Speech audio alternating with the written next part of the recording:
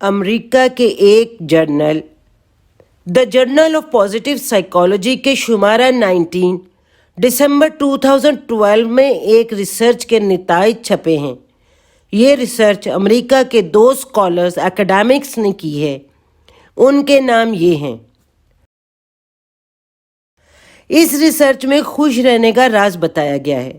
انہوں نے اپنے تجربات کے ذریعے یہ پایا کہ جو لوگ پرمسرت میوزک، ہیپی میوزک سنتے ہیں وہ اپنی زندگی میں خوش رہتے ہیں۔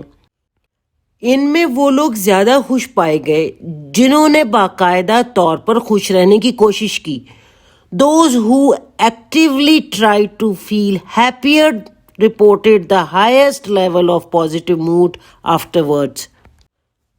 پرمسرت میوزک سن کر خوش رہنے کا یہ طریقہ فطرت کے مطابق نہیں، یہ اپنی حقیقت کے اعتبار سے وہی چیز ہے جس کو غم غلط کرنے کا طریقہ کہا جاتا ہے۔